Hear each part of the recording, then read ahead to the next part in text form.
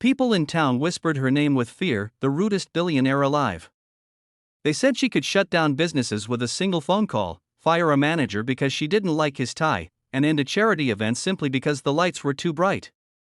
But none of those stories compared to the day she met the one man who looked her straight in the eyes and didn't flinch.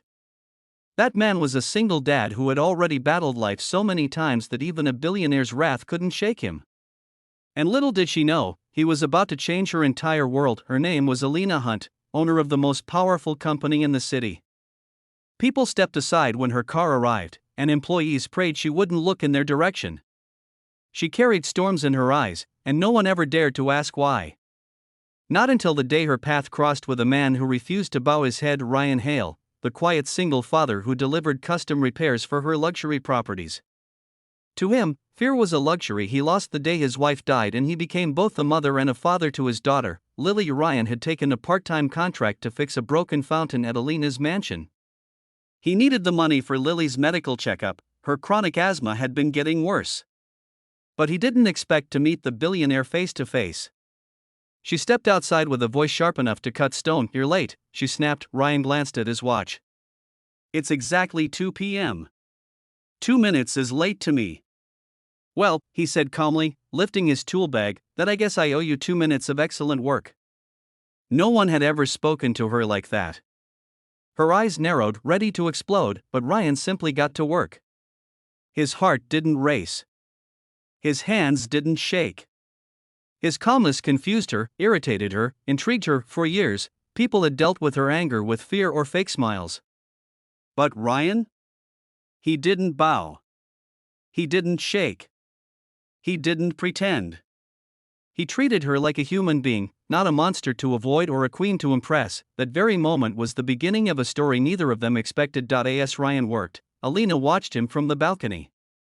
She saw how gently he spoke to Lily on a quick call, promising he'd bring her favorite snack home.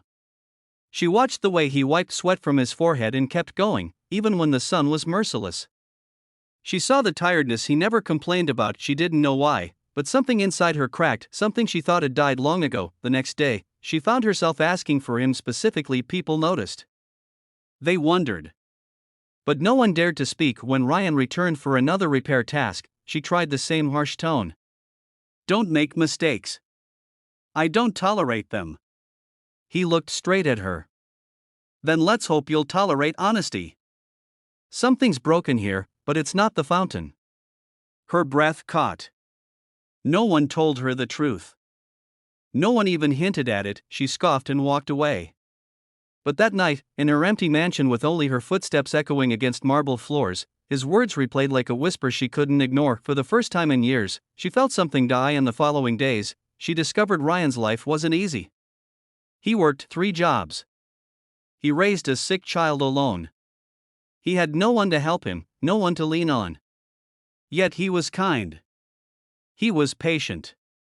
He was steady in ways money could never buy, and something about that steadiness pulled her like gravity. What she didn't know yet was that Ryan was also fighting a silent battle. Lily's condition was worsening, and he couldn't afford the treatment she needed. But Ryan never asked for pity, and he certainly never asked for help. Still, Alina noticed, and noticing changed everything. Her cold world began to thaw. Her nights didn't feel as silent, her mansion didn't feel as big, and one day, she found herself standing in front of Ryan, trying to speak without her usual armor of anger. "You work too much." "I have to," he replied. "That's not living."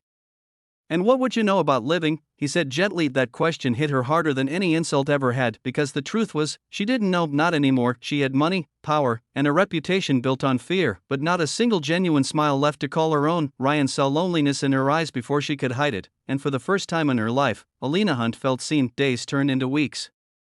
Her harsh edges softened. She started helping Lily with her homework while Ryan worked. She began showing up at the repair shop just to ask how their day was going.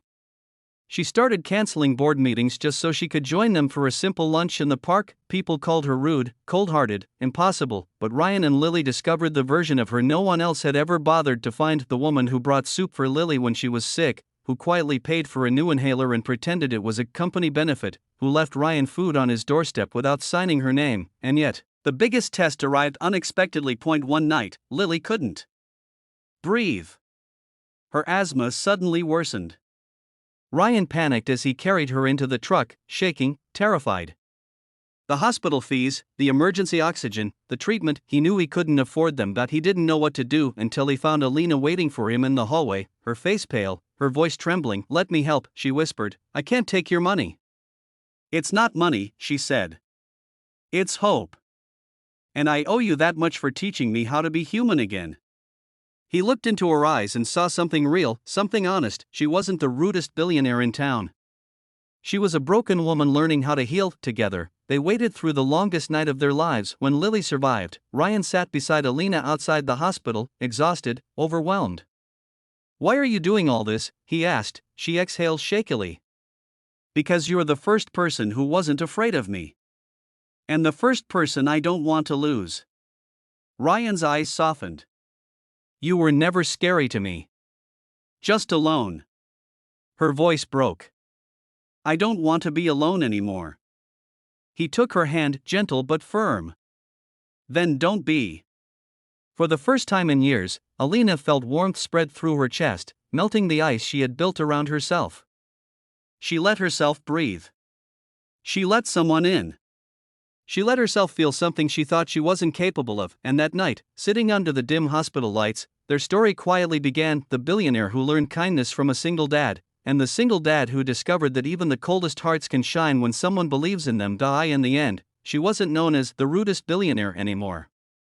She became known as the woman who changed because one man refused to fear her and instead taught her what it meant to be loved, valued, and human, and she held on to that love as if it were the first real treasure of her life.